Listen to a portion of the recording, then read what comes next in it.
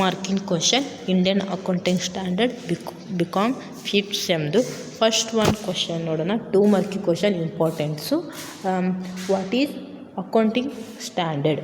So subject ಐತಿ Indian accounting standard ಐತಿ. ಇಲ್ಲಿ ಅಕೌಂಟಿಂಗ್ ಸ್ಟ್ಯಾಂಡರ್ಡ್ ಅಂದರೆ ಏನು?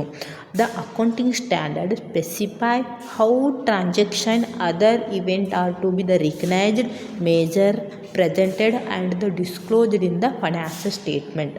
ಫೈನಾನ್ಷಿಯಲ್ ಸ್ಟೇಟ್ಮೆಂಟಲ್ಲಿ ಯಾವ ರೀತಿ ಇವೆಂಟ್ಗಳಾಗಿರ್ಬೋದು, ಟ್ರಾನ್ಸಾಕ್ಷನ್ಗಳನ್ನು ಯಾವ ರೀತಿ ರಿಕಗ್ನೈಸ್ಡ್ ಮಾಡಬೇಕು ಅಥವಾ ಐಡೆಂಟಿಫಿಕೇಷನ್ ಮಾಡಬೇಕು, ಅಥವಾ ಯಾವ ರೀತಿ ಮೆಜರ್ಮೆಂಟ್ ಮಾಡಬೇಕು, ಯಾವ ರೀತಿ ಪ್ರೆಸೆಂಟೇಷನ್ ಅಥವಾ ಡಿಸ್ಕ್ಲೋಸ್ಡ್ ಮಾಡಬೇಕು ಇನ್ನು ಫೈನಾನ್ಷಿಯಲ್ ಸ್ಟೇಟ್ಮೆಂಟ್ ಅನ್ನೋದನ್ನು ಯಾರು ಹೇಳ್ತಾರೆ ಅಂದ್ರೆ ಅಕೌಂಟಿಂಗ್ ಸ್ಟ್ಯಾಂಡರ್ಡ್ ಹೇಳ್ತೈತಿ.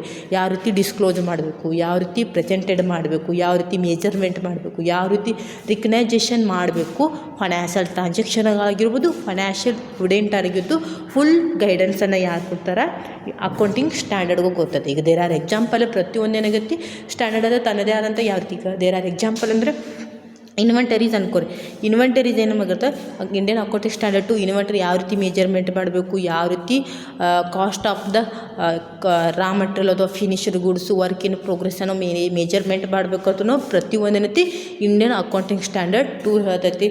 ಪ್ರತಿಯೊಂದು ಸ್ಟ್ಯಾಂಡರ್ಡ್ ಏನೈತೆ ಯಾವ ರೀತಿ ಫೈನಾನ್ಷಿಯಲ್ ಸ್ಟೇಟ್ಮೆಂಟನ್ನು ಪ್ರಿಪೇರ್ ಮಾಡಬೇಕು, ಯಾವ ರೀತಿ ಟ್ರೀಟ್ಮೆಂಟನ್ನು ಮಾಡಬೇಕು, ಯಾವ ರೀತಿ ಐಡೆಂಟಿಫಿಕೇಷನ್ ಮಾಡಬೇಕು ಅನ್ನೋದನ್ನು ಅಕೌಂಟಿಂಗ್ ಸ್ಟ್ಯಾಂಡರ್ಡ್ ಹೇಳ್ತೈತಿ. ಸೊ ಇದು ವಾಟ್ ಈಸ್ ಅಕೌಂಟಿಂಗ್ ಸ್ಟ್ಯಾಂಡರ್ಡ್ ಅಂದರೆ ಟ್ರಾನ್ಸಾಕ್ಷನ್ಗಳಾಗಿರ್ಬೋದು, ಇವೆಂಟ್ಗಳನ್ನು ಯಾವ ರೀತಿಯಾಗಿ ರಿಕಗ್ನೈಸ್ಡ್ ಮಾಡಬೇಕು, ಯಾವ ರೀತಿಯಾಗಿ ಮೇಜರ್ ಮಾಡಬೇಕು, ಯಾವ ರೀತಿ ಪ್ರೆಸೆಂಟೆಡ್ ಮಾಡಬೇಕು, ಡಿಸ್ಕ್ಲೋಸ್ಡ್ ಮಾಡಬೇಕು ಇನ್ ಫೈನಾನ್ಷಿಯಲ್ ಸ್ಟೇಟ್ಮೆಂಟ್ ಅನ್ನೋದನ್ನು ಯಾವುದು ಹೇಳ್ತೈತೆ ಅದನ್ನು ಅಕೌಂಟಿಂಗ್ ಸ್ಟ್ಯಾಂಡರ್ಡ್ ಅಂಕಲೆ. Accounting standard rules, regulation, policies ಅಂತ ನಾವು ಕರಿತೀವಿ. ಸೊ ಅಕೌಂಟಿಂಗ್ ಸ್ಟ್ಯಾಂಡರ್ಡ್ ಗೈಡ್ಲೈನ್ಸನ್ನು ಕೊಡ್ತೈತಿ, ಯಾವ ರೀತಿ ಫೈನಾನ್ಷಿಯಲ್ ಸ್ಟೇಟ್ಮೆಂಟನ್ನು ಪ್ರಿಪೇರ್ ಮಾಡಬೇಕು ಅನ್ನೋದನ್ನು ಗೈಡ್ಲೈನ್ಸನ್ನು ಕೊಡ್ತೈತಿ.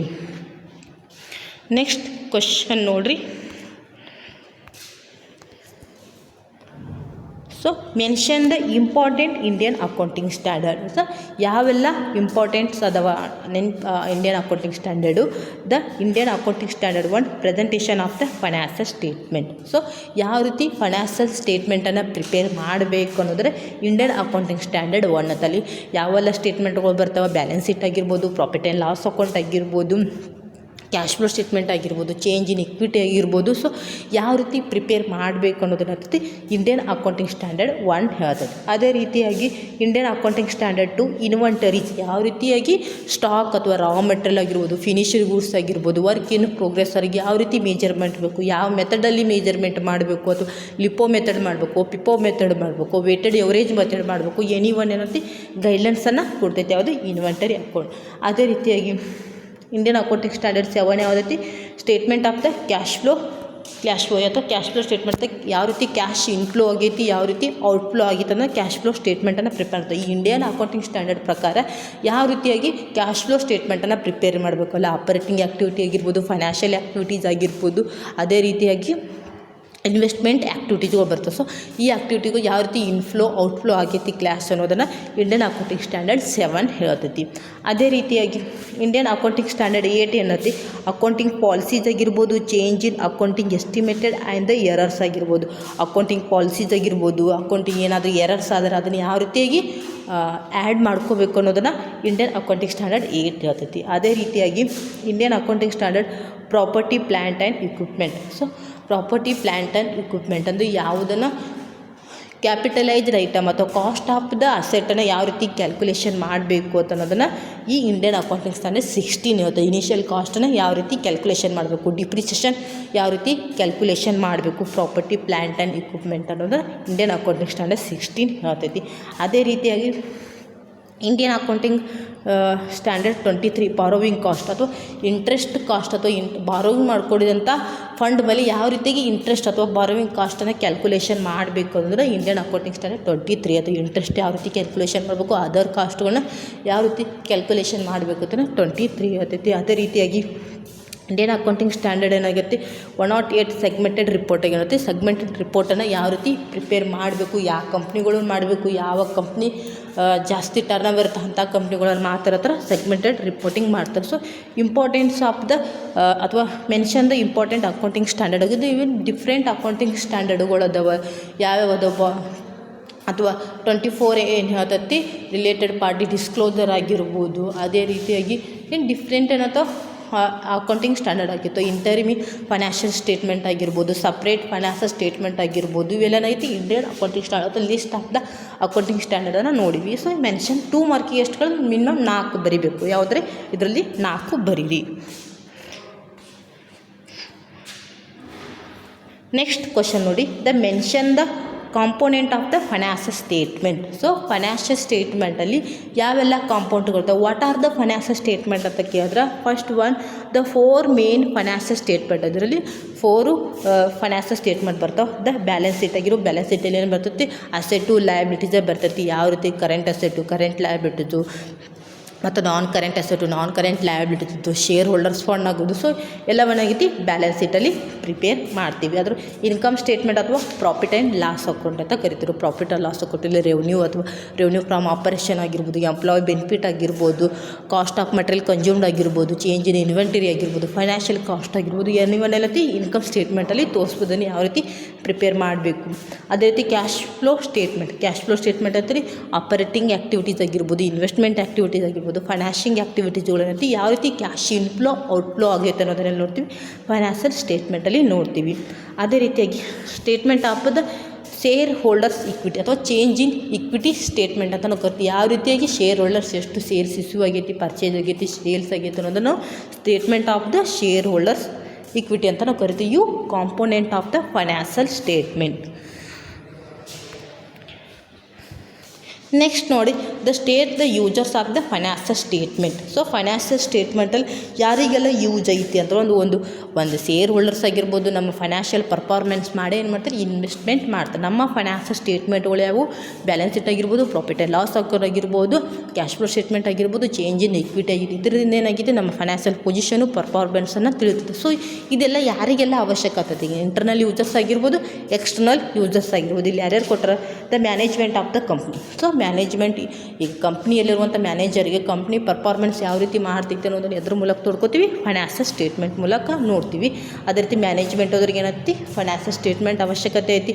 ಇನ್ವೆಸ್ಟರ್ಸ್ ಆಗಿರ್ಬೋದು, ಏನಾಗೈತಿ, ಯಾರಾದರೂ ಇನ್ವೆಸ್ಟರ್ ಏನು ಮತ್ತು ಇನ್ವೆಸ್ಟ್ಮೆಂಟ್ ಮಾಡಬೇಕು ಬೇಡ ಅನ್ನೋದು ನಮ್ಮ ಫೈನಾನ್ಷಿಯಲ್ ಪೊಸಿಷನ್ ಅಥವಾ ಪರ್ಫಾರ್ಮೆನ್ಸ್ ಮಾಡಿ ಏನಾಗುತ್ತೆ, ಇನ್ವೆಸ್ಟ್ಮೆಂಟ್ ಮಾಡ್ತಾರೆ. ಸೊ ಇನ್ವೆಸ್ಟರ್ಗೆ ಏನಾಗೈತಿ, ನಮ್ಮ ಫೈನಾನ್ಷಿಯಲ್ ಸ್ಟೇಟ್ಮೆಂಟ್ ಅವಶ್ಯಕತೆ ಇರ್ತೈತೆ. ಕಸ್ಟಮರ್ಸ್ ಆಗಿರ್ಬೋದು, ಕಾಂಪಿಟೇಟರ್ಸ್ ಆಗಿರ್ಬೋದು, ಗೋರ್ಮೆಂಟ್ ಅಥವಾ ಗೋರ್ಮೆಂಟ್ ಏಜೆನ್ಸಿ ಆಗಿರ್ಬೋದು, ಎಂಪ್ಲಾಯೀಸ್ ಆಗಿರ್ಬೋದು, ಇನ್ವೆಸ್ಟ್ಮೆಂಟ್ ಅನಾಲಿಸಿಸ್ ಆಗಿರ್ಬೋದು, ಲೆಂಡರ್ಸ್ ಆಗಿರ್ಬೋದು, ರೇಟಿಂಗ್ ಏಜೆನ್ಸಿ ಆಗಿರ್ಬೋದು, ಸಪ್ಲೈಯರ್ಸ್ ಆಗಿರ್ಬೋದು, ಇವರೆಲ್ಲ ಏನಾಗೈತಿ, users of the financial statement ಅಂತ ನಾವು ಕರೀತಾರೆ. ಏನಾಗೈತಿ, ಫೈನಾನ್ಷಿಯಲ್ ಪರ್ಫಾರ್ಮೆನ್ಸು ಮತ್ತು ಪೊಸಿಷನನ್ನು ತಿಳ್ಕೊಳ್ಳೋಕೆ ಏನಾಗುತ್ತೆ, ಈ ಯೂಸರ್ಸ್ಗೆ ಬೇಕಾದ್ರೆ ಇಂಟರ್ನಲ್ಲು ಎಕ್ಸ್ಟರ್ನಲ್ ಯೂಸರ್ಸು ಆಗಿರ್ಬೋದು. ಎಂಪ್ಲಾಯೀಸ್ ಆಗಿರ್ಬೋದು, ಎಂಪ್ಲಾಯ್ ಏನಾಗಿತ್ತು, ನಮ್ಮ ಕಂಪ್ನಿಯ ಫೈನಾನ್ಷಿಯಲ್ ಪರ್ಫಾರ್ಮೆನ್ಸ್ ನೋಡಬೇಕು, ಅವ್ರ ಸ್ಯಾಲ್ರಿ ಇನ್ಕ್ರೀಸ್ ಮಾಡಬೇಕು, ಏನಾದರೂ ಬೆನಿಫಿಟನ್ನು ಕೇಳಬೇಕು. ಸೊ ಅವರಿಗೆಲ್ಲವೂ ಏನಾಗೈತಿ, ಗೊತ್ತಾಗಬೇಕು ನಮ್ಮ ಕಂಪ್ನಿ ಯಾವ ರೀತಿ ಪರ್ಫಾರ್ಮೆನ್ಸ್ ಮಾಡ್ತೀವಿ, ಎದ್ರ ಮೂಲಕ ನೋಡ್ತೀವಿ ಅಂದರೆ ನಾವು ಫೈನಾನ್ಷಿಯಲ್ ಸ್ಟೇಟ್ಮೆಂಟ್ ಮೂಲಕ ನೋಡ್ತೀವಿ. ಸೊ ಅದೇ ಈ ರೀತಿಯಾಗಿ users of the financial statement. ಅದೇ ರೀತಿಯಾಗಿ what are the elements of the financial statement. ಈಗ ಫೈನಾನ್ಷಿಯಲ್ ಸ್ಟೇಟ್ಮೆಂಟ್ ಅಂದರೆ ನಿಮಗೆ ತಲೆಯಲ್ಲಿ ಬರೋದು ಬ್ಯಾಲೆನ್ಸ್ ಶೀಟು, ಪ್ರಾಫಿಟ್ ಆ್ಯಂಡ್ ಲಾಸ್ account, cash flow statement. So ಅದರಲ್ಲಿ ಇಂಪಾರ್ಟೆಂಟ್ ಎಲಿಮೆಂಟ್ಸ್ಗಳು ಯಾವ್ಯಾವ ಅದಾವ ಅಂತ ನೋಡಿರಿ. First one, the elements of the financial statement will be asset ಆಗಿರ್ಬೋದು. ಅಸೆಟಲ್ಲಿ current asset, non current asset ಅಂತ ಬರ್ತೈತೆ. ನಾನ್ ಕರೆಂಟಲ್ಲಿ tangible asset, intangible asset, investment ಆಗಿರ್ಬೋದು, ಲೋನ್ ಆ್ಯಂಡ್ ಅಡ್ವಾನ್ಸ್ ಆಗಿರ್ಬೋದು, ಇವೆಲ್ಲ ಇದರಲ್ಲಿ ಬರ್ತದೆ. ಅಥವಾ ಇನ್ವೆಂಟರೀಸ್ ಆಗಿದ್ದು, ಕ್ಯಾಶ್ ಆ್ಯಂಡ್ ಕ್ಯಾಶ್ ಇಕ್ವಾಲೆಂಟ್ ಆಗಿರೋದು, ಟ್ರೇಡ್ ರಿಸೀವಲ್ ಆಗಿರ್ಬೋದು, ಎಲ್ಲ ಅಸೆಟದ ಬರ್ತದೆ. ಮೇನ್ ಎಲಿಮೆಂಟ್ ಅಂತ ಕೇಳೋರಲ್ಲಿ ಅಸೆಟು. ನೆಕ್ಸ್ಟು ಲಯಬಿಲಿಟೀಸ್ ಅಂದ್ರೂ ಲಯಬಿಲಿಟೀಸ್, ಕರೆಂಟ್ ಲಯಬಿಲಿಟೀಸ್ ಆಗಿರ್ಬೋದು, ನಾನ್ ಕರೆಂಟ್ ಲಯಬಿಲಿಟೀಸ್, ಬಾರೋವಿಂಗ್ ಆಗಿರ್ಬೋದು, ಟ್ರೇಡ್ ಪೇಯಬಲ್ ಆಗಿರ್ಬೋದು, ಇದೆಲ್ಲ ಏನಾಗೈತಿ ಲಯಬಿಲಿಟೀಸ್ ಬರ್ತೈತಿ. ನೆಟ್ ಅಸೆಟ್ ಆಗಿರ್ಬೋದು, ಇಕ್ವಿಟಿ ಆಗಿರ್ಬೋದು. ನೆಟ್ ಅಸೆಟ್ ಇಕ್ವಿಟಿ ಆಗಿರ್ಬೋದು. ಇಕ್ವಿಟಿ ಅಂದರೆ ಶೇರ್ ಹೋಲ್ಡರ್ಸ್ ಫಂಡ್ ಅಂತ ನಾವು ಕರಿತೀವಿ. ಎಷ್ಟು ಶೇರ್ ಹೋಲ್ಡರ್ಸು, ರಿಸರ್ವ್ ಆ್ಯಂಡ್ ಸರ್ಪ್ಲಸ್ಸು ಇವೆಲ್ಲ ಕರಿತೀವಿ. ಅಥವಾ ರೆವೆನ್ಯೂ ಆಗಿರ್ಬೋದು, ರೆವೆನ್ಯೂ ಎತ್ತದಿಂದ ಬರ್ತಾ ಇದೆ, ಅಥವಾ ಇನ್ಕಮ್ ಫ್ರಮ್ ಸೇಲ್ಸ್ ಎಷ್ಟಾಗೈತಿ, ಮತ್ತು ಅದರ್ ಇನ್ಕಮ್ ಆಗಿರ್ಬೋದು, ಇನ್ವೆಸ್ಟ್ಮೆಂಟ್ ಮಾಡೋದ್ರಿಂದ ಇನ್ಕಮ್ ಎಷ್ಟು ಬಂದೈತಿ, ಡಿವಿಡೆಂಟ್ ಎಷ್ಟು ರಿಸೀವ್ ಮಾಡಿದ್ದೀವಿ. ಸೊ ಎನಿ ಒನ್ ಏನಾಗುತ್ತೆ, ರೆವೆನ್ಯೂ ಅಂತ ಕರಿಬೋದು. ಎಕ್ಸ್ಪೆನ್ಸ್ ಆಗೈತಿ, ಯಾವೆಲ್ಲ ಎಕ್ಸ್ಪೆನ್ಸ್ ಆಗಿತ್ತು, ಅದು ಎಷ್ಟೆಲ್ಲ ಫೈನಾನ್ಷಿಯಲ್ ಕಾಸ್ಟ್ ಎಷ್ಟಾಗೈತಿ, ಅದರ್ ಕಾಸ್ಟ್ ಎಷ್ಟಾಗೈತಿ, ಮತ್ತು ಎನಿ ಒನ್ ಎಕ್ಸ್ಪೆನ್ಸ್ಗಳನ್ನು ನಾವು ಈ ಫೈನಾನ್ಷಿಯಲ್ ಸ್ಟೇಟ್ಮೆಂಟಲ್ಲಿ ತೋರಿಸ್ತೀವಿ. So main elements of the financial statement asset, liabilities, equity, revenue, expensive elements of the financial statement. 2 ಮಾರ್ಕಿ ಕ್ವಶನ್. ಇಲ್ಲಿ ನೋಡಿ ಎಕ್ಸ್ಟ್ರಾಡಿನರಿ ಐಟಮ್. ಈಗ ನಾವು ಪ್ರಾಫಿಟ್ ಆ್ಯಂಡ್ ಲಾಸ್ ಅಕೌಂಟಲ್ಲಿ ಬಿಡಿಸ್ತೀವಿ. ಪ್ರಾಫಿಟ್ ಆ್ಯಂಡ್ ಲಾಸ್ ಅಕೌಂಟಲ್ಲಿ ರೆವೆನ್ಯೂ ಅಥವಾ ಟೋಟಲ್ ಎಕ್ಸ್ಪೆನ್ಸನ್ನು ಕಳೆದಂಥ ಪ್ರಾಫಿಟ್ ಬಿಫೋರ್ ಟ್ಯಾಕ್ಸನ್ನು ಸಿಗ್ತೈತೆ. ಆ ಬಂದಂಥ ಅಮೌಂಟಲ್ಲಿ ನಾವು ಬಂದಂಥ ಪ್ರಾಫಿಟಲ್ಲಿ ಎಕ್ಸ್ಟ್ರಾರ್ಡಿನರಿ ಐಟಮ್ ಏನಾದರೂ ಇದ್ದರೆ ಏನು ಮಾಡಬೇಕು, ಲೆಸ್ ಮಾಡಬೇಕಾಗುತ್ತೆ. ಎಕ್ಸ್ಟ್ರಾರ್ಡಿನರಿ ಆರ್ಡಿನರಿ ಬಿಸ್ನೆಸ್ ಇರೋದಿಲ್ಲ, ಮತ್ತು ಎಕ್ಸ್ಟ್ರಾರ್ಡಿನರಿ ಐಟಮ್ಗಳಿದ್ದಂದ್ರೆ ಏನು ಮಾಡಬೇಕಾಗುತ್ತೆ, ಇನ್ಕಮ್ ಇದ್ದರೆ ಆ್ಯಡ್ ಮಾಡಬೇಕು, ಎಕ್ಸ್ಪೆನ್ಸ್ ಇದ್ದರೆ ಲೆಸ್ ಮಾಡಬೇಕು. ನೋಡಿರಿ, ಎಕ್ಸ್ಟ್ರಾರ್ಡಿನರಿ ಐಟಮ್ ಅಂದರೆ extraordinary item is the accounting terms that refers to the abnormal gain or loss that is not generated from the ordinary business operation of the company, is the inherited in the nature, is the likely to the recur in the foreseeable future, and the extraordinary item in the accounting terms that refers to the abnormal gain loss that is not generated for the ordinary business operation of the company. ಏನಾಗೈತಿ ಇಲ್ಲಿ extraordinary items accounting terms refers to the abnormal gain ಅಥವಾ loss. ಮತ್ತು abnormal ಏನಾಗೈತಿ, normal ಆಗಿದ್ರದ್ದು actually ಆಗ್ತಾ abnormal uncertainty ಏನಾದರೂ loss ಆಗಿರ್ಬೋದು, gain ಆಗಿರ್ಬೋದು, ಇದು not generated from the ordinary business. Ordinary business ಅನ್ನೋ ಸೇಲ್ಸ್ ಅಥವಾ ಸೇಲ್ಸ್ ಮಾಡ್ತೀವಿ, ಮ್ಯಾನುಫ್ಯಾಕ್ಚರ್ ಮಾಡ್ತೀವಿ, ಅದರಿಂದ ನಮ್ಗೆ ರೆವೆನ್ಯೂ ಅಥವಾ ಇನ್ಕಮ್ ಮತ್ತು ಲಾಸ್ ಏನಾದ್ರು ಬರ್ತದೆ, ಅದು ನಾವು ಆರ್ಡಿನರಿ ಬಿಸ್ನೆಸ್ ಆಗುತ್ತೆ. ಈ ನಾವು ಮಾಡುವಂಥ ಆ್ಯಕ್ಚುಲಿ ಬೇರೆ ಏನಾದರೂ ರೆವೆನ್ಯೂ ಅಥವಾ ಲಾಸನ್ನು ಬಂತಂತ ಅಂಥ ಅಬ್ನಾರ್ಮಲ್ ಗೇನು ಲಾಸು ಏನಂತ ಕರೀತಾರೋ ಆರ್ಡಿನರಿ ಐಟಮ್ ಅಂತ ನಾವು ಕರಿತೀವಿ. ಈ ಆರ್ಡಿನರಿ ಐಟಮನ್ನು ಏನು ಮಾಡ್ತೀವಿ ನಾವು, ಪ್ರಾಫಿಟ್ ಅಥವಾ ಟೋಟಲ್ ರೆವೆನ್ಯೂ ಥರ ಎಕ್ಸ್ಪೆನ್ಸನ್ನು ಕಳೆದು ಬಂದು ಉಳಿದಿತ್ತು ಆ ಅಮೌಂಟ್ ಆಗೈತಿ ಎಕ್ಸ್ಟ್ರಾರ್ಡಿನರಿ ಐಟಮ್ ಏನು ಮಾಡ್ತೀವಿ, ತೋರಿಸ್ತೀವಿ.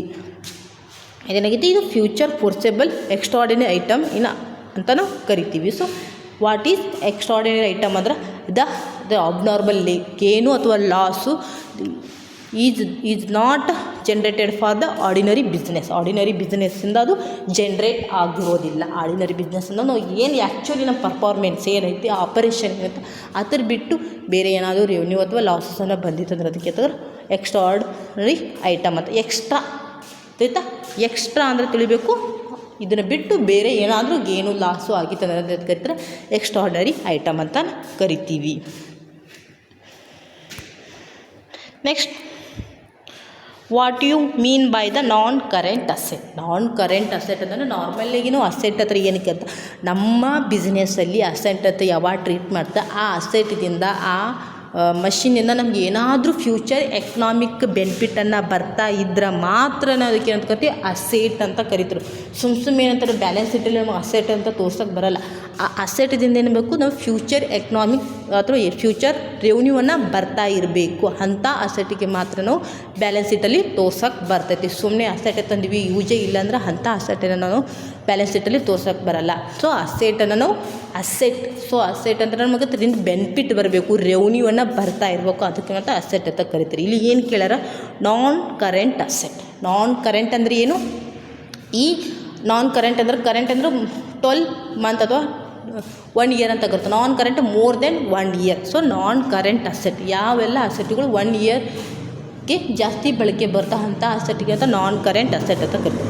ನಾನ್ current asset are the long term use by the business and are the expected to help the generate the income. ಯಾವುದೇ ಒಂದು ಅಸೆಟು ಲಾಂಗ್ ಟರ್ಮ್ ಆಗಿ ಯೂಸ್ ಆಗ್ತಾ ಇದ್ದರೆ, ದೇರ್ ಆರ್ ಎಕ್ಸಾಂಪಲ್ ಮಷಿನ್ ಆಗಿರ್ಬೋದು, ಫರ್ನಿಚರ್ ಆಗಿರ್ಬೋದು, ಇದೇನೇನಾಗುತ್ತೆ ಲಾಂಗ್ ಟರ್ಮ್ ಯೂಸ್ ಮಾಡ್ತೀವಿ. With ಏನಾಗೈತಿ, expected to help the generate the income.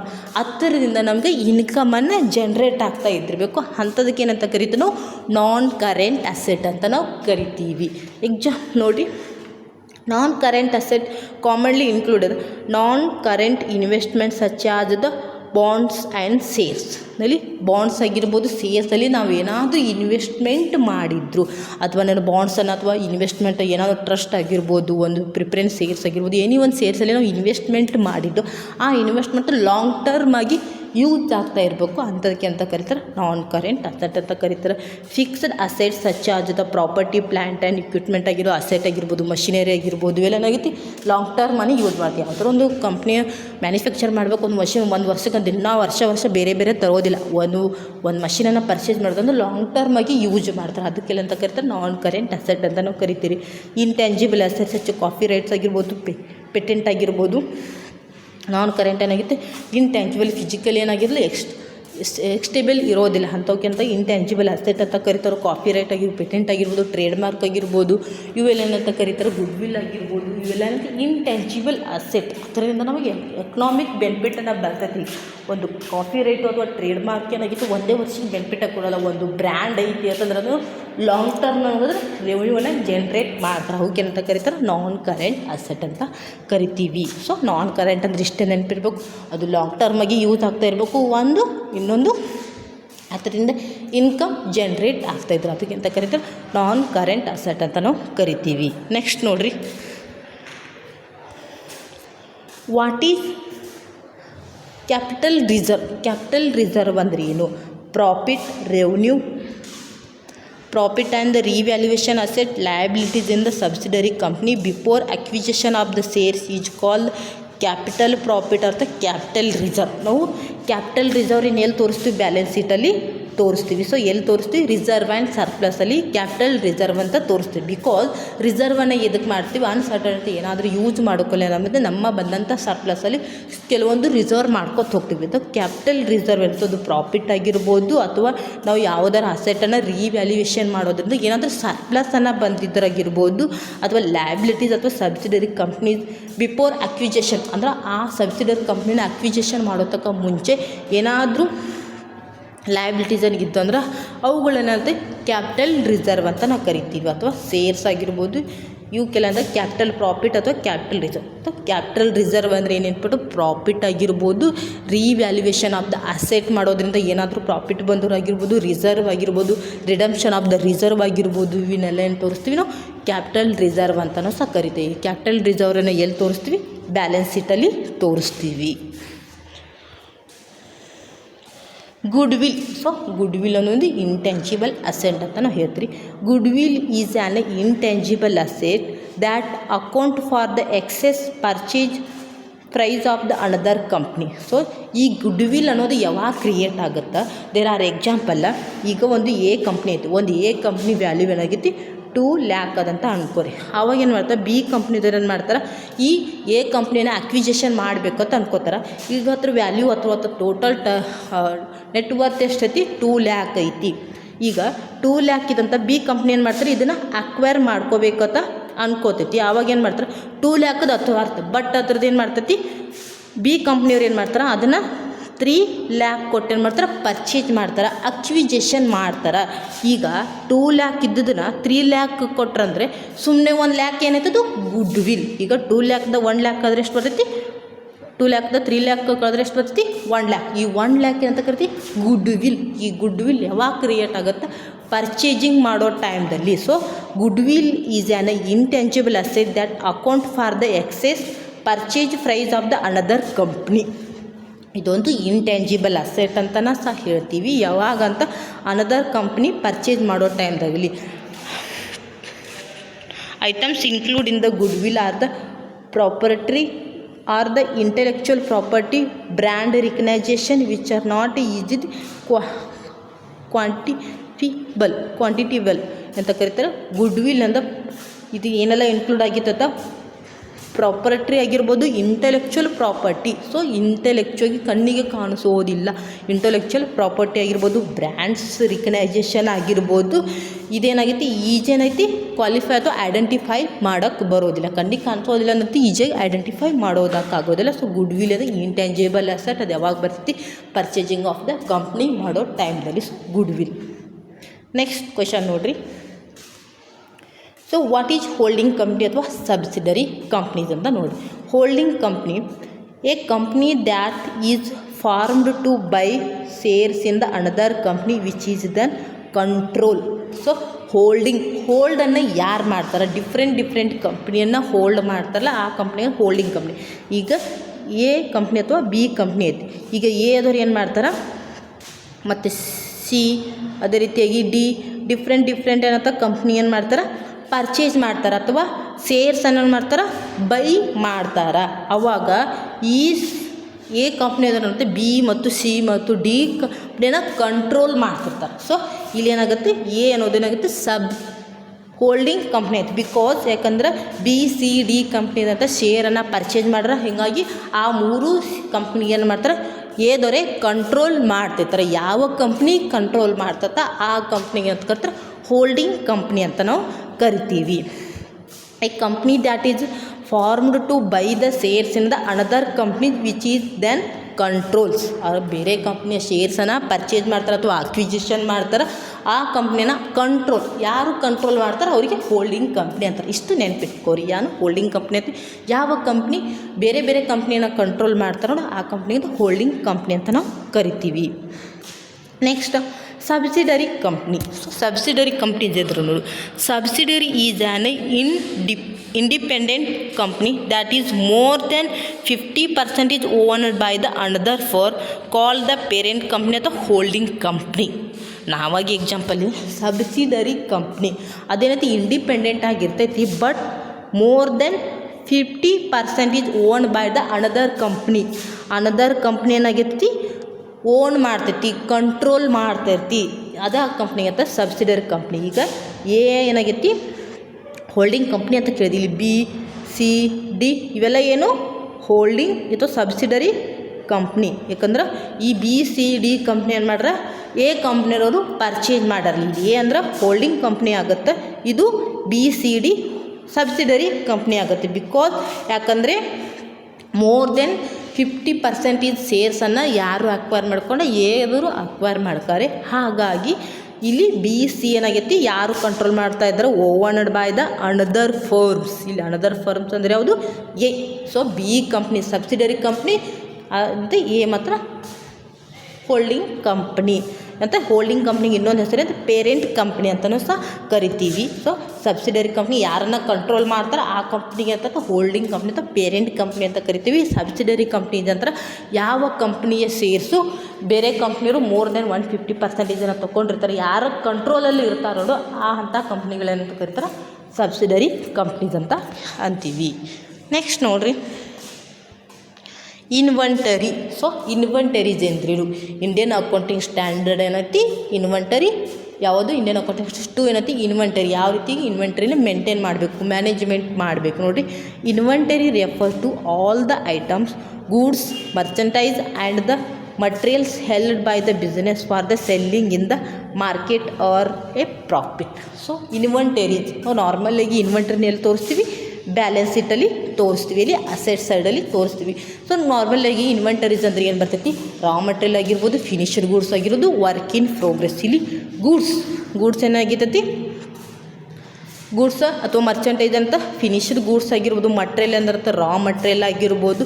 ಅದನ್ನು ಎದಕ್ಕೆ the held by the business for the sellings in the market to earn the profit. ಈಗ ಇನ್ವೆಂಟರಿನ ಎದಕ್ಕೆ ಮೇಂಟೈನ್ ಮಾಡ್ತೀರಿ, ಯಾವಾಗ ಮಾರ್ಕೆಟಲ್ಲಿ ಡಿಮ್ಯಾಂಡ್ ಆಗುತ್ತೆ ಆವಾಗ ಏನು ಮಾಡ್ತೀವಿ ಗೂಡ್ಸನ್ನು ಮಾರ್ಕೆಟಿಗೆ ತರೋ ಉದ್ದೇಶಕ್ಕೋಸ್ಕರ ನೀವು ಇನ್ವೆಂಟರಿನ ಮೇಂಟೈನ್ ಮಾಡ್ತೀರಿ. ಈ ಇನ್ವೆಂಟರೀಸನ್ನು ಏನು ಮಾಡ್ತೀರಿ ನೀವು ಮೇಂಟೈನ್ ಮಾಡ್ಲಿಕ್ಕೆ, ಯಾವಾಗ ಜಾಸ್ತಿ ಪ್ರೈಸ್ ಹೆಚ್ಚಿಗೆ ಆಗ್ತೈತಿ, ಯಾವಾಗ ಕಸ್ಟಮರ್ ನೀಡ್ಸ್ ಇರ್ತೈತಿ, ಆವಾಗ ಏನು ಮಾಡ್ತೀವಿ ಗೂಡ್ಸನ್ನು ಮಾಡ್ತೀವಿ ಮಾರ್ಕೆಟಿಗೆ ತರ್ತೀವಿ. ಈ ಎದಕ್ಕೋಸ್ಕರ ನಾವು earn the profit. So inventory ಆಗಿರ್ಬೋದು, ಗೂಡ್ಸ್ ಆಗಿರ್ಬೋದು, ಮಟೀರಿಯಲ್ ಆಗಿರ್ಬೋದು, ಮರ್ಚೆಂಟೀಸ್ ಆಗಿರ್ಬೋದು, ಇದನ್ನೆಲ್ಲ ಏನು ಮಾಡ್ತೀವಿ ಬಿಸ್ನೆಸ್ ಹೋಲ್ಡ್ ಮಾಡ್ತೈತಿ. ಎದಕ್ಕೋಸ್ಕರ selling for the earn the profit, sell ಮಾಡಿ ಪ್ರಾಫಿಟ್ ಮಾಡೋ ಉದ್ದೇಶಕ್ಕೋಸ್ಕರ ಏನು ಮಾಡ್ತೈತಿ ಇನ್ವೆಂಟರೀಸ್ ಅಂತ ಮೇಂಟೈನ್ ಮಾಡ್ತಾರೆ. ಇನ್ವೆಂಟರಿದ ನೆನ್ಪಿಟ್ಕೋಬೇಕು, ಅದು ಗೂಡ್ಸ್ ಆಗಿರ್ಬೋದು, ಮರ್ಚೆಂಟೀಸ್ ಆಗಿರ್ಬೋದು, ರಾ ಮಟೀರಿಯಲ್ ಆಗಿರಬಹುದು. ನೆಕ್ಸ್ಟ್ ನೋಡಿರಿ inventories R asset. So next ನೋಡಿ ಇನ್ವೆಂಟರೀಸ್ ಆರ್ ಅಸೆಟ್. ಓಕೆ ಓದ್ಕೋತೀರ, ಇದು current asset held for the sales in the ordinary courses of the business.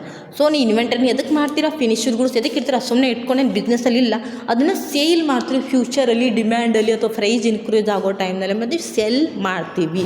The held for the sales in the ordinary courses of the business. ಅಂದ್ರೆ ordinary courses of the business sale ಮಾಡೋ ಉದ್ದೇಶಕ್ಕೋಸ್ಕರ ಏನು ಮಾಡ್ತೀರಿ inventory maintain ಮಾಡ್ತೀವಿ. In the process of the production such as the sale ಹೇಳ್ತೀರಿ. First one ಇನ್ವೆಂಟ್ರಲ್ಲಿ ಯಾವ್ದು ಬರ್ತೈತಿ, ರಾ ಮಟ್ರಿಯಲ್ ಬರುತ್ತೆ. ನೆಕ್ಸ್ಟು ವರ್ಕ್ ಇನ್ ಪ್ರೋಗ್ರೆಸ್ ಬರುತ್ತೆ. ನೆಕ್ಸ್ಟು ಫಿನಿಶ್ಡ್ ಗೂಡ್ಸ್ ಬರುತ್ತೆ. ಈಗ ರಾ ಮಟ್ರಿಯಲ್ ಏನು ಮಾಡ್ತೀರಾ, ಈಗ ಸಪ್ಲೈರ್ದಿಂದ ರಾ ಮಟ್ರಿಯಲ್ನ ಪರ್ಚೇಸ್ ಮಾಡಿ ಏನು ಮಾಡ್ತೀರಿ ಫಿನಿಶ್ಡ್ ಗೂಡ್ಸ್ ಆಗಿ ಕನ್ವರ್ಟ್ ಮಾಡ್ತೀರಾ. ಇನ್ the process of the production for such sale. Production ನಾರ್ಮಲಾಗಿ ಎದಕ್ಕೆ ಮಾಡ್ತಾರೆ, ಸೇಲ್ಸ್ ಮಾಡೋ ಸಲುವಾಗಿ ಮಾಡ್ತಾರೆ. ಇಲ್ಲಿ ಇನ್ವೆಂಟರಿ ಏನಂತೆ ರಾ ಮೆಟೀರಿಯಲ್ ಆಗಿರ್ಬೋದು, ವರ್ಕ್ ಇನ್ ಪ್ರೋಗ್ರೆಸ್ ಆಗಿರ್ಬೋದು, ಫಿನಿಶ್ಡ್ ಗೂಡ್ಸ್ ಆಗಿರ್ಬೋದು. ಫಸ್ಟ್ ಒನ್ ಸ್ಯಾಟಿಸ್ಫ್ಯಾಕ್ಷನ್ ನೋಡಿರಿ, ದ ಸೇಲ್ ಏನು ಫಿನಿಶ್ಡ್ ಗೂಡ್ಸ್, ಓಕೆ, ಇನ್ವೆಂಟರಿ. ಅದೇ ರೀತಿ process of the production, raw material ಎದಕ್ಕೆ ಯೂಸ್ ಮಾಡ್ತೀರಾ, ಪ್ರೊಡಕ್ಷನ್ ಮಾಡೋ ಸಲುವಾಗಿ ಯೂಸ್ ಮಾಡ್ತೀರಾ. Or in the form of the materials or the supply to consumed in the production process or in the rendering of the ಸರ್ವಿಸನ್ನು ಕೊಡೋದಾಗಿರ್ಬೋದು. Production ಮಾಡೋ ಸಲುವಾಗಿ ಏನು ಮಾಡ್ತೀರಿ, ರಾ ಮಟೀರಿಯಲ್ ಆಗಿರ್ಬೋದು, ಫಿನಿಶ್ಡ್ ಗೂಡ್ಸ್ ಆಗಿರ್ಬೋದು, ವರ್ಕ್ ಇನ್ ಪ್ರೋಗ್ರೆಸ್ ಆಗಿರ್ಬೋದು, ಇದನ್ನೆಲ್ಲ ನಾವು ಯೂಸ್ ಮಾಡ್ಕೋತೀವಿ. ಅದಕ್ಕೆ ಪ್ರಾಫಿಟನ್ನು ಅರ್ನ್ ಮಾಡೋ ಸಲುವಾಗಿ. ಇಷ್ಟೇ ನೆನ್ಪಿಟ್ಟುಕೋರಿ. ಇನ್ವೆಂಟರೀಸ್ ಅಂದರೆ ಏನು, ರಾ ಮೆಟೀರಿಯಲ್ ಆಗಿರ್ಬೋದು, ವರ್ಕ್ ಇನ್ ಪ್ರೋಗ್ರೆಸ್ ಆಗಿರ್ಬೋದು, ಫಿನಿಶ್ಡ್ ಗೂಡ್ಸ್ ಆಗಿರ್ಬೋದು, ಎದಕ್ಕೋಸ್ಕರ ಅಂದರೆ ಸೆಲ್ ಮಾಡೋದಾಗಿರ್ಬೋದು, ಪ್ರೊಡಕ್ಷನ್ ಮಾಡೋ ಸಲುವಾಗಿ ಏನಾಗುತ್ತೆ ಇನ್ವೆಂಟರೀಸ್ನ ಮೇಂಟೈನ್ ಮಾಡ್ತೀವಿ. ಇದು 2 ಮಾರ್ಕಿಂಗ್ ಕ್ವಶನ್. ಅಥವಾ as per what you mean by the inventories as per the Indian accounting standard 2 ಕೇಳಿದ್ರು ಇದನ್ನೇ ಬರೀರಿ, ಅಥವಾ ಡಿಫೈನ್ ದ ಇನ್ವೆಂಟರೀಸ್ ಕೇಳಿದ್ರು ಇದನ್ನೇ ಬರೀರಿ. ಅದ್ರ ಪ್ರಕಾರ ಸಹ ಇದೇ ಹೇಳರಿ. ನೆಕ್ಸ್ಟ್ ನೋಡಿರಿ,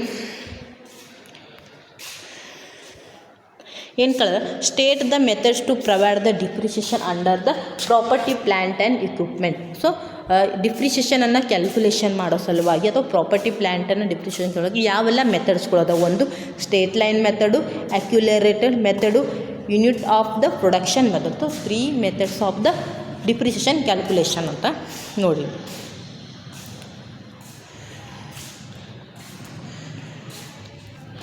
next, what is borrowing cost. ನಾರ್ಮಲಾಗಿ ಬಾರೋವಿಂಗ್ ಕಾಸ್ಟ್ ಅಂದರೆ ಏನು ಬರ್ತದೆ ಅಂತಲಾಗಿ, ಯಾವಾಗ ಫಂಡನ್ನು ಬಾರೋ ಮಾಡ್ಕೋತೀವಿ ಅದರಲ್ಲಿ ಏನಾದರೂ ಕಾಸ್ಟ್ಗಳನ್ನು ಆಗಿತ್ತು ಅಂದ್ರೆ ಬಾರೋವಿಂಗ್ ಕಾಸ್ಟ್ ಅಂತ. Borrowing cost are interest other cost that an entity incur connection with the borrow of the fund. ಇಷ್ಟೇ ಸಿಂಪಲ್ಲಾಗಿ ನೆನ್ಪಿಟ್ಕೋರಿ. ಬಾರೋವಿಂಗ್ ಕಾಸ್ಟ್ ಅಂದ್ರೇನು, ಇಂಟ್ರೆಸ್ಟ್. ಸೊ ಇಂಟ್ರೆಸ್ಟ್, ಈಗ ಯಾವುದಾದ್ರೂ ಒಂದು ಬ್ಯಾಂಕ್ನಲ್ಲಿ ಏನು ಮಾಡ್ತೀರಾ ನೀವು, ಇಂಟ್ರೆಸ್ಟನ್ನು ಅಥವಾ ಯಾವುದಾದ್ರೂ ಬ್ಯಾಂಕ್ನಲ್ಲಿ ಮತ್ತು ಲೋನನ್ನು ತೊಗೊತೀರಾ. ಈ ಲೋನನ್ನೇ ತೊಗೊಂಡ್ರೆ ಏನು ಮಾಡ್ತೀರಿ ನೀವು, 1 lakh ಲೋನನ್ನು ತೊಗೊಂಡ್ರೆ ಸೊ ನೀವು ಮತ್ತು ಇಂಟ್ರೆಸ್ಟನ್ನು ಕಟ್ಟಬೇಕು. ಒಂದು 10% ಇಂಟ್ರೆಸ್ಟ್ ಅಂದರೆ ಎಷ್ಟಾಗುತ್ತೆ, ಸೊ 10% ಇಂಟ್ರೆಸ್ಟ್ ಅಂದರೆ ಎಷ್ಟಾಗುತ್ತೆ, 10,000 ಆಗುತ್ತೆ. ಮತ್ತು ಇಂಟ್ರೆಸ್ಟ್ ಚಾರ್ಜ್ ಆಗುತ್ತೆ. ಈ 10,000 ಆಗಿತ್ತು ಬಾರೋವಿಂಗ್ ಕಾಸ್ಟ್ ಅಂತ ನಾವು ಕರಿತೀವಿ. ನೀವು ತೊಗೊಂಡಂಥ ಲೋನ್ ಮೇಲೆ ಅಥವಾ ಮಾಡ್ಕೊಂಡಂಥ ಬಾರೋವಿಂಗ್ ಫಂಡ್ ಮೇಲೆ ಏನಾದರೂ ಕಾಸ್ಟ್ಗಳಾಗಿದೆ ಬಾರೋವಿಂಗ್ ಕಾಸ್ಟ್ ಅಂತ ಕರಿತಾರೆ. ಅದರಲ್ಲಿ interest. So interest. Other cost ಅಂದರೆ ಏನು ಕರಿತೀವಿ ಅಂದ್ರೆ, ಅದರ್ ಕಾಸ್ಟಾಗಿ ಈಗ ನೋಡಿ ಬ್ಯಾಂಕ್ನಲ್ಲಿ ಹೋಗೋಂಥ ತಕ್ಷಣ ನಮ್ಗೆ ಲೋನನ್ನು ಕೊಡಲ್ಲ. ಅದರದ್ದು ಡಾಕ್ಯುಮೆಂಟ್ ವೆರಿಫಿಕೇಷನ್ ಆಗಿರ್ಬೋದು, ಕನ್ಸಲ್ಟೇಷನ್ ಫೀಸ್ ಆಗಿರೋದು, annual service charge, so any ಮತ್ತು ಚಾರ್ಜ್ಗಳನ್ನು ಮಾಡ್ತಾರೆ. ಸೊ ಇದು ನನಗೈತಿ ಅದರ್ ಕಾಸ್ಟಲ್ಲಿ ಬರ್ತವೆ. ದೇರ್ ಆರ್ ಎಕ್ಸಾಂಪಲ್, ಡ್ಯೂಡೆಂಟನ್ನು ಇಶ್ಯೂ ಮಾಡಿ ಏನಂತ ಲೋನನ್ನು ಇದು ಫಂಡನ್ನು ಬಾರೋ ಮಾಡ್ಕೋತಾರೆ. ಅಥವಾ ಏನಂತಾರೆ ಡಿವೆಂಚರ್ ಕೊಡೋದಕ್ಕೆ ಏನಾಗುತ್ತೆ, ಅವರಿಗೆ ಫಿಕ್ಸ್ಡ್ ಇಂಟ್ರೆಸ್ಟನ್ನು ಚಾರ್ಜನ್ನು ಕೊಡಬೇಕಾಗತ್ತೆ. ಅಲ್ಲಿ ಸಹ ಏನೈತಿ ಇಂಟ್ರೆಸ್ಟ್ ಚಾರ್ಜ್. ಮತ್ತು ಡಿವೆಂಚರ್ನ ಇಶ್ಯೂ ಮಾಡಬೇಕಾದ್ರೆ ಸಮ್ ಎಕ್ಸ್ಪೆನ್ಸ್ಗಳು ಆಗುತ್ತೆ. ಅಥವಾ ಕಾಸ್ಟ್ ಆಫ್ ದ ಇಶ್ಯೂ ಆಗಿರ್ಬೋದು, ಡಿಸ್ಕೌಂಟ್ ಆಗಿರ್ಬೋದು, ಇವೆಲ್ಲ ನಮಗೆ ಎಕ್ಸ್ಪೆನ್ಸ್ ಆಗುತ್ತೆ. ಅದರ್ ಕಾಸ್ಟಲ್ಲಿ ಬರ್ತದೆ. Main cost interest, other cost ಇರ್ಬೋದು, ಪ್ರೊಸೆಸ್ ಕಾಸ್ಟ್ ಆಗಿರ್ಬೋದು, ಡಾಕ್ಯುಮೆಂಟ್ ವೆರಿಫಿಕೇಷನ್ ಆಗಿರ್ಬೋದು, issue of the debenture cost ಆಗಿರ್ಬೋದು, ಡಿಸ್ಕೌಂಟ್ ಆಗಿರ್ಬೋದು. ಸೊ ಇವೆಲ್ಲ ಏನು ಮತ್ತು ಅದರ್ ಕಾಸ್ಟಲ್ಲಿ ಬರ್ತದೆ. ಇಷ್ಟೇ ಬಾರೋವಿಂಗ್ ಕಾಸ್ಟ್ ಅಂದರೆ ಏನು ನೆನಪು, interest and other cost that and the entity incur in the connection with the borrow of the fund. ಬಾರೋ ಮಾಡೋ ಟೈಮ್ದಲ್ಲಿ, ಫಂಡ್ ಬಾರೋ ಮಾಡೋ ಟೈಮ್ದಲ್ಲಿ ಏನಾದರೂ ಕಾಸ್ಟ್ಗಳು ಅಂದರೆ ಅದರ ಕಾಸ್ಟ್ಗಳು. ಮೇನ್ ಕಾಸ್ಟ್ ಯಾವುದು, interest. What is borrowing cost.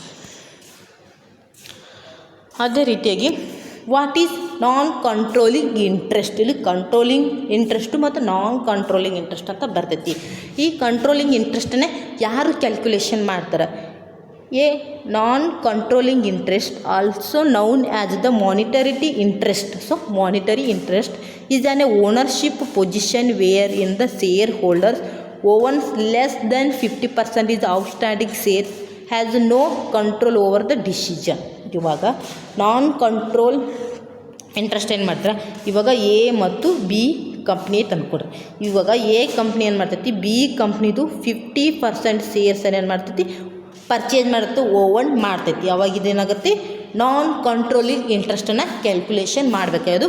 Subsidiary company ಏನು ಮಾಡಬೇಕಾಗ್ತೈತಿ, ನಾನ್ ಕಂಟ್ರೋಲಿಂಗ್ ಇಂಟ್ರೆಸ್ಟನ್ನು ಕ್ಯಾಲ್ಕುಲೇಷನ್ ಮಾಡಬೇಕು. ಬಿಕಾಸ್ ಯಾವಾಗ 51% is the owned less than 50% of the outstanding. ಈಗ ಎ ಕಂಪ್ನಿದವರು ಮೋರ್ ದೆನ್ 50% ಓನ್ ಅಥವಾ ಶೇರನ್ನು ಪರ್ಚೇಸ್ ಮಾಡಿದ್ರೆ, ಬಿ ಕಂಪ್ನಿದ ಲೆಸ್ ದೆನ್ 50% ಇರುತ್ತಲ್ಲ, ಸೊ ಇಲ್ಲಿ ನಾನ್ ಕಂಟ್ರೋಲಿಂಗ್ ಇಂಟ್ರೆಸ್ಟನ್ನ ಕ್ಯಾಲ್ಕುಲೇಷನ್ ಮಾಡಬೇಕಾಗತ್ತೆ. ಅಥವಾ ಶೇರ್ ಈಗ 1 lakh ಶೇರ್ ಇರ್ತದೆ ಅಂದ್ರೆ 50% ಅವರೇ ಅಕ್ವೈರ್ ಮಾಡ್ಕೊಂಡು ಉಳಿದು ಇವರಿಗೆ ಎಷ್ಟು ಉಳಿದೈತಿ. ಸೊ ನಾನ್ ಕಂಟ್ರೋಲಿಂಗ್ ಇಂಟ್ರೆಸ್ಟ್ ಇವ್ರ ಕೈಗೆ ಏನೈತಿ, ಪೂರ್ತಿ ಕಂಟ್ರೋಲ್ ಇಂಟ್ರೆಸ್ಟ್ ಬರೋದಿಲ್ಲ. ನಾನ್ ಕಂಟ್ರೋಲ್ ಇಂಟ್ರೆಸ್ಟ್ನ ಯಾವಾಗ ಮಾಡ್ತೀವಿ ಅಂದ್ರೆ, ಯಾವ ಕಂಪ್ನಿ ಲೆಸ್ ದೆನ್ 50% ಔಟ್ಸ್ಟ್ಯಾಂಡಿಂಗ್ ಶೇರನ್ನು ಹೊಂದಿರ್ತೈತೋ ಆ ಕಂಪ್ನಿ ಏನು ಮಾಡಬೇಕಾಗುತ್ತೆ, ನಾನ್ ಕಂಟ್ರೋಲ್ ಇಂಟ್ರೆಸ್ಟನ್ನು ಕ್ಯಾಲ್ಕುಲೇಷನ್ ಮಾಡಬೇಕಾಗ್ತಿಲ್ಲ. ಇದು ಎ ಕಂಪ್ನಿ ಏನು ಮಾಡ್ತಾರೆ, ಇಂಟ್ರೆಸ್ಟ್ ಕಂಟ್ರೋಲಿಂಗ್ ಇಂಟ್ರೆಸ್ಟನ್ನು ಕ್ಯಾಲ್ಕುಲೇಷನ್ ಮಾಡ್ಬೇಕು. ಬಿಕಾಸ್ ಎಂತ ಮೋರ್ ದೆನ್ 50% ಏನೈತಿ ಶೇರ್ಸನ್ನು ಅಕ್ವೈರ್ ಮಾಡ್ಕೊಂಡಿತ್ತು ಅಂದ್ರೆ ಎ ಕಂಪ್ನಿ. ಇಷ್ಟೇ ನೆನ್ಪಿಟ್ಟು ಹೋಲ್ಡಿಂಗ್ ಕಂಪ್ನಿ ಏನು ಮಾಡ್ತೀವಿ, ಇಂಟ್ರೆಸ್ಟ್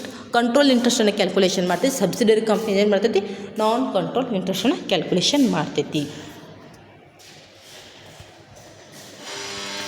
ಅದೇ ರೀತಿ ಯಾವೆಲ್ಲ ಫುಲ್ ಫಾರ್ಮ್ ಹೇಳಕ್ಕಿಲ್ಲ ನೋಡು. ICAI institute of chartered accountant of India. Indian accounting ಸ್ಟ್ಯಾಂಡರ್ಡಲ್ಲಿ ಯಾರು ಇಶ್ಯೂ ಮಾಡ್ತಾರೆ, institute of chartered accountant of India. ಅದೇ ರೀತಿಯಾಗಿ IFRS international financial reporting standard. ಅದೇ ರೀತಿ ಇಂಡಿಯಾ AS ಏನೈತಿ, ಇಂಡಿಯನ್ ಅಕೌಂಟಿಂಗ್ ಸ್ಟ್ಯಾಂಡರ್ಡ್. ಅದೇ ರೀತಿ GAAP generally expected accounting principle, ಏನು generally expected accounting principle. NASB national accounting standard board, national accounting standard board. ಅದೇ ರೀತಿ IAASB international auditing assurance standard board. ಇಷ್ಟು explain ಅಂತ ನಾವು ಕೇಳ್ತಾರೆ. 2 ಮಾರ್ಕಿಗೆ 2 ಕೇಳ್ತಾರೆ.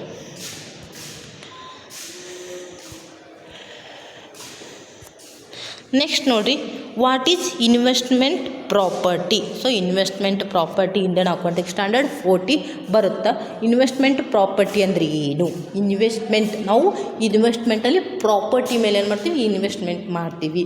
Investment property is a property or land or building or the part of the building or the both. So ಇಲ್ಲಿ property ಅಂದರೆ ಯಾವುದಂತ, ಲ್ಯಾಂಡು ಬಿಲ್ಡಿಂಗ್ ಆಗಿರ್ಬೋದು, ಪಾರ್ಟ್ ಆಫ್ ದ ಬಿಲ್ಡಿಂಗ್ ಆಗಿರ್ಬೋದು, ಅದ್ರ ಮೇಲೆ ಇನ್ವೆಸ್ಟ್ಮೆಂಟ್ ಮಾಡೋದಕ್ಕೆ ಅಂತಕ್ಕಂಥ investment property. Held to earn the rental or for the capital appreciation or the both. ಈಗ ದೇರ್ ಆರ್ ಎಕ್ಸಾಂಪಲ್, ಒಂದೊಂದು ಬಿಲ್ಡಿಂಗನ್ನು ಕಟ್ತೀರ, ಆ ಬಿಲ್ಡಿಂಗ್ ಏನಂತ ರೆಂಟಲ್ ಪರ್ಪೋಸ್ಗಾದ್ರೆ ಯೂಸ್ ಮಾಡ್ತೀರಾ, ಇಲ್ಲಾಂದ್ರೆ ನಿಮ್ಮ ಬಿಸ್ನೆಸ್ಸನ್ನು ಅರ್ನ್ ಮಾಡ್ಲಿಕ್ಕೆ ಅಥವಾ ಪ್ರೊಡಕ್ಷನ್ ಮಾಡ್ಲಿಕ್ಕೆ ಏನು ಮಾಡ್ತೀರಾ, ಯೂಸ್ ಮಾಡ್ತೀರಾ. ನಾವು ಒಂದು ಪ್ರಾಪರ್ಟಿ ಮೇಲೆ ಇನ್ವೆಸ್ಟ್ಮೆಂಟ್ ಮಾಡಿದಂದ್ರೆ ಅದರಿಂದ ನಮಗೇನಾದರೂ ರಿಟರ್ನನ್ನು ಬರ್ತಾ ಇರಬೇಕು. ಅದು ರೆಂಟಲ್ ಮೂಲಕ ಆಗಿರ್ಬೋದು, ಇಲ್ಲಾಂದ್ರೆ ಪ್ರಾಫಿಟ್ ಮೂಲಕ ಇರುತ್ತೆ ರಿಟರ್ನನ್ನು ಬರ್ತಿರಬೇಕು. ಸೊ ಇಷ್ಟೇ ನೆನ್ಪಿಟ್ಕೋರಿ, ಇನ್ವೆಸ್ಟ್ಮೆಂಟ್ ಪ್ರಾಪರ್ಟಿ ಅಂದ್ರೆ ನಾವು ಪ್ರಾಪರ್ಟಿ ಮೇಲೆ ಇನ್ವೆಸ್ಟ್ಮೆಂಟನ್ನು ಮಾಡ್ತೀವಿ, ಅದರಿಂದ ನಮ್ಗೆ ರಿಟರ್ನನ್ನು ಬರಬೇಕು. ಅದು ರೆಂಟಲ್ ಮೂಲಕ ಆಗಿರ್ಬೋದು, ಕ್ಯಾಪಿಟಲ್ ಅಪ್ರಿಸಿಯೇಷನ್ ಮೂಲಕ ಆಗಿರ್ಬೋದು. ರೆದರ್ ದೆನ್ ಯಾವುದೆಲ್ಲ ಬರೋದಿಲ್ಲ. Use in the production for the supply ಆಗಿರ್ಬೋದು, sales in the ordinary course of the business ಆಗಿರ್ಬೋದು, ಇವೆಲ್ಲ ಏನಾಗೋದಿಲ್ಲ, ಇನ್ವೆಸ್ಟ್ಮೆಂಟ್ ಪ್ರಾಪರ್ಟಿ ಬರೋದಿಲ್ಲ. ಎಕ್ಸಾಂಪಲ್ ಕೊಟ್ಟರೆ, land held for the long term capital appreciation rather than the short term sales in the ordinary courses of the business. There are example.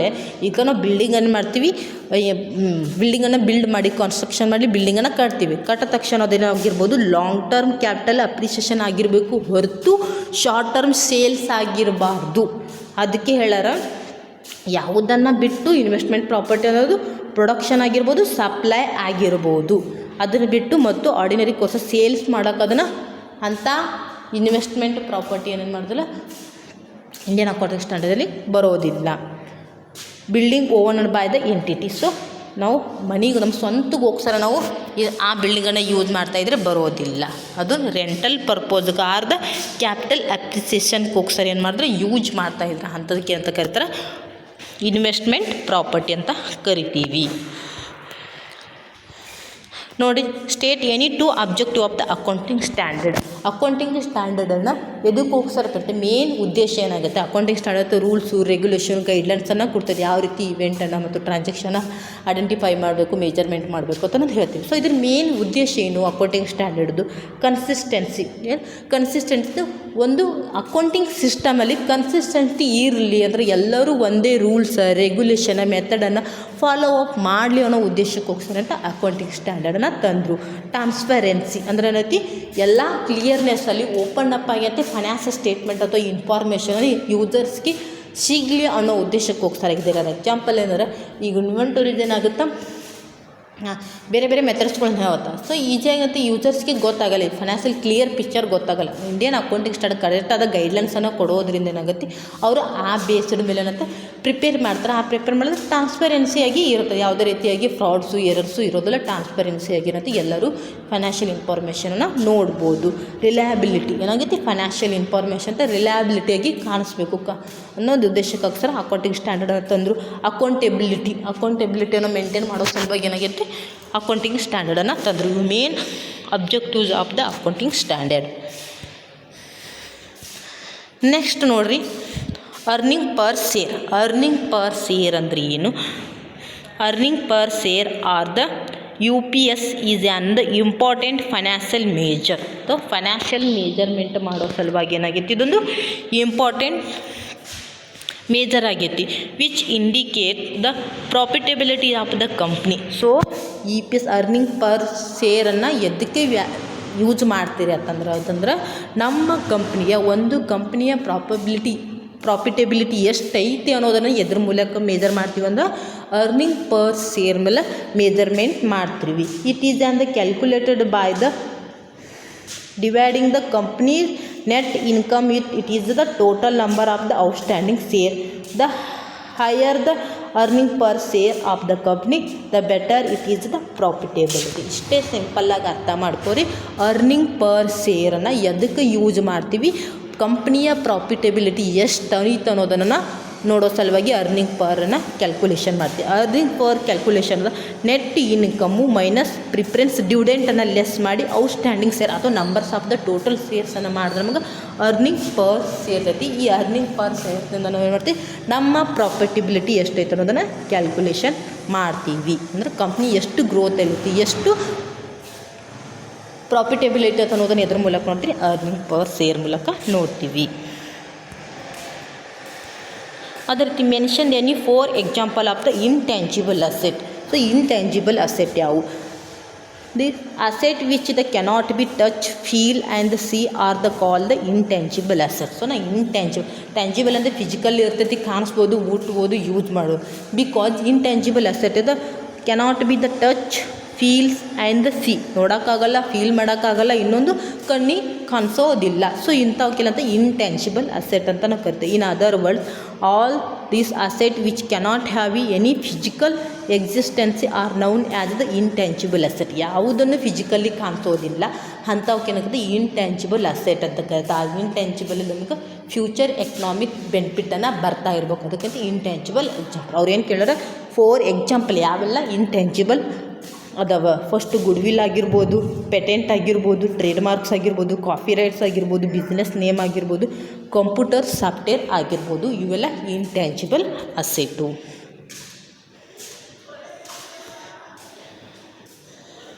ಅದೇ ರೀತಿ what is subsidiary ಅಥವಾ subsidiary companies ಅಂತ ಏನು? A subsidiary is A company which is A controlled by the another company. ಯಾವ ಕಂಪ್ನಿಯನ್ನು ಬೇರೆಯವರು control ಮಾಡ್ತಾರಲ್ಲ ಆ ಕಂಪ್ನಿಗೆ ಅಂತ ಕರಿತಾರೆ ಸಬ್ಸಿಡರಿ ಕಂಪ್ನಿ ಅಂತ ಕರೀತಾರೆ. Better known as the parent of the holding company. Holding company ಯಾವೆಲ್ಲ ಕಂಪ್ನಿಗಳನ್ನು ಮಾಡ್ತಾರೋ ಅಂಥ ಕಂಪ್ನಿಗೆ ಅಂತ ಕರೀತಾರೆ subsidiary company.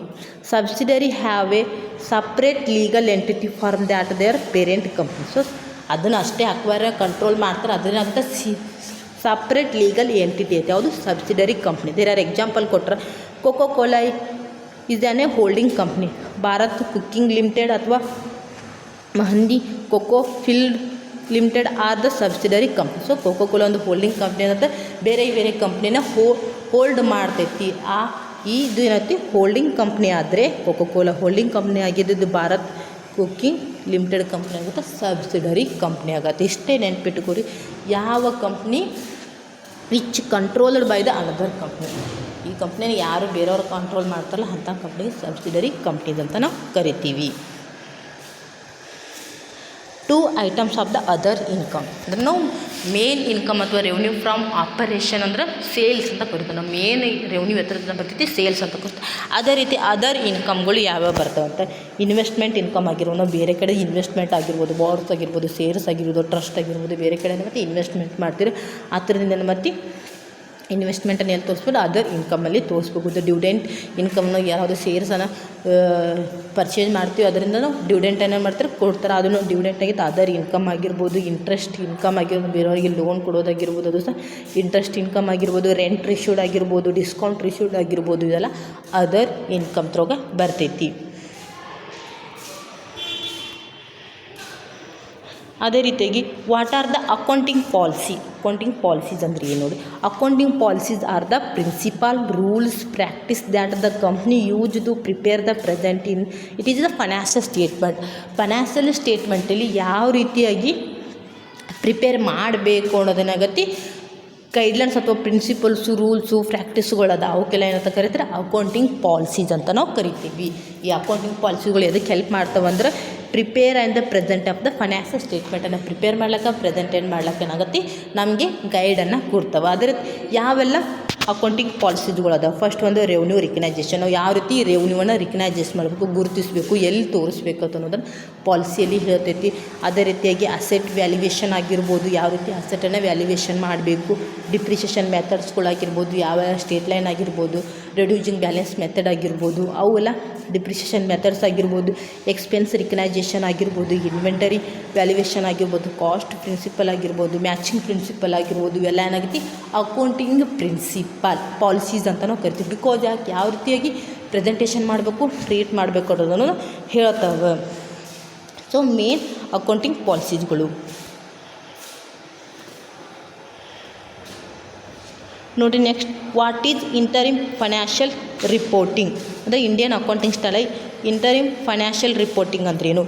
Interim financial reporting means financial report containing either complete set of the financial statement described in the Indian accounting standard presentation of the financial statement, set of the content set financial statement as described in the statement for the interim period.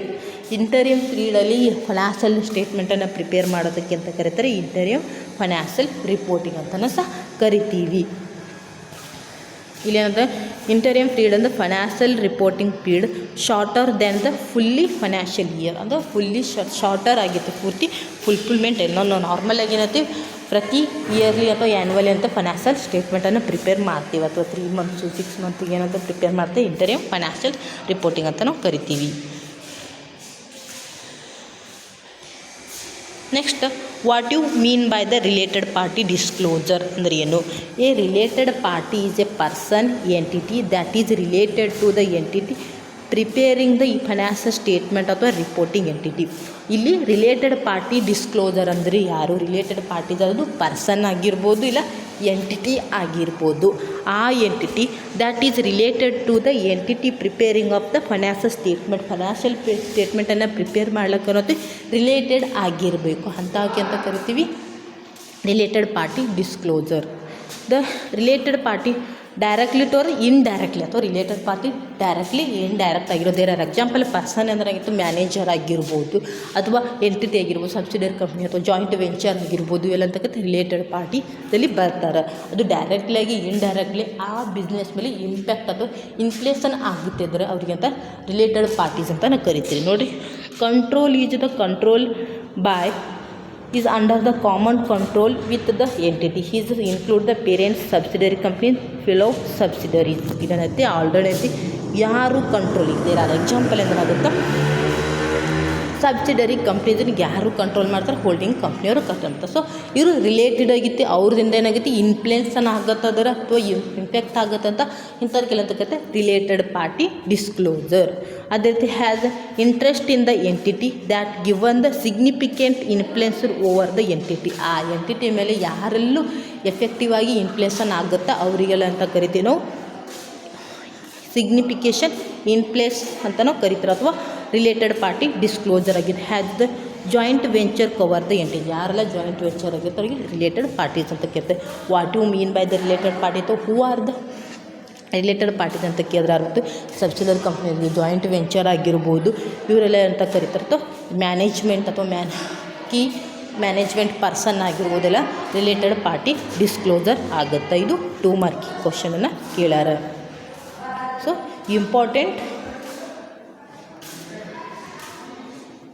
ಇಷ್ಟು ನಿಮಗೆ 2 ಮಾರ್ಕಿಗೆ ಕೇಳಾರ. So ನೋಡಿರಿ, ಓದ್ರಿ, ಮತ್ತು ಏನೆಲ್ಲ ಕೇಳೋದು Indian accounting standard ಪ್ರಕಾರ ಸಹ ಕೊಟ್ಟೀನಿ. ಇವು ಇಂಪಾರ್ಟೆನ್ಸ್ ಆಫ್ 2 ಮಾರ್ಕಿಂಗ್ ಕ್ವಶನ್.